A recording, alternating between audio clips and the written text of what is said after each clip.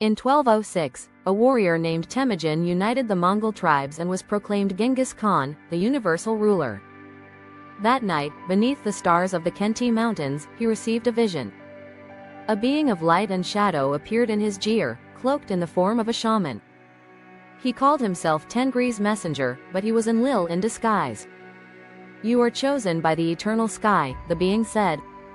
"A treasure lies hidden across the world, gold not of earth, but of the stars. Find it, and your empire shall never fall." Genghis Khan, ever pragmatic, accepted. He believed the gods had given him a divine mission. And so, the Mongol conquests began, not just for land or tribute, but for the Anunnaki gold. The Mongols swept across Asia like a storm. From the Jin dynasty in China to the Khwarezmian Empire in Persia, they left cities in ruin and empires in ashes. But beneath the conquest was a deeper purpose.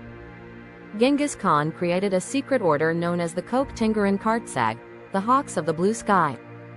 Led by his adopted son Subutai, the greatest general of the age, they were tasked with finding the hidden vaults of Enki. In the ruins of Samarkand, they uncovered a chamber beneath a Zoroastrian fire temple. Inside was a sphere of gold that pulsed with warmth. When Subutai touched it, he saw visions of stars, of machines buried beneath mountains, of a voice whispering, "The gold is not for war.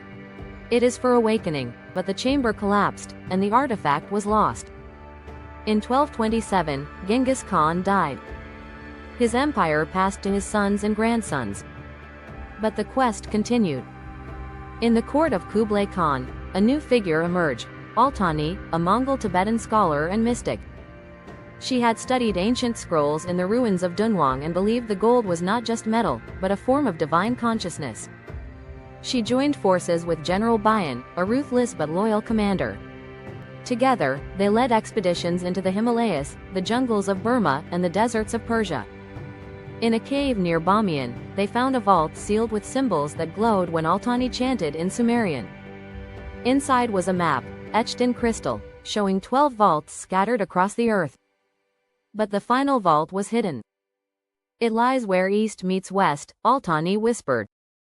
"Where the blood of empires mingles." In 1258, the Mongols sacked Baghdad, the jewel of the Islamic world. The Tigris ran black with ink and red with blood. But beneath the House of Wisdom, the Kartsag found another vault.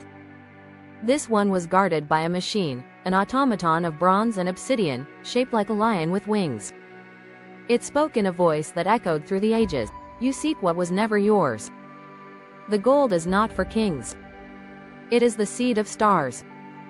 The automaton was destroyed, but the vault yielded a fragment of gold, shaped like a key. Kublai Khan, now emperor of the Yuan dynasty, believed the final vault lay in the west, in the lands of the Franks and Saracens. He sent envoys to Europe, bearing gifts and riddles. But the West was embroiled in its own wars, and the message was lost. By the 14th century, the Mongol Empire had fractured. Civil wars, plagues, and rebellions tore it apart. The Kartsag, once mighty, had become a secretive cult, obsessed with unlocking the final vault. Altani, now old and weary, had one last vision. She saw a mountain in the heart of the Pamirs, where the sky touched the earth. There, she believed, the final vault lay. She and Bayan led a final expedition. They reached the mountain, braving storms and avalanches. At the summit, they found a door of gold and stone, marked with the sigil of Enki. When they opened it, a voice filled the air. "You were tested. You were found wanting." A beam of light shot into the sky. The mountain shook. The vault collapsed. Altani died in Bayan's arms, whispering, "It was never about conquest. It was about becoming." In 1368, the Yuan dynasty fell. The Mongols were driven from China.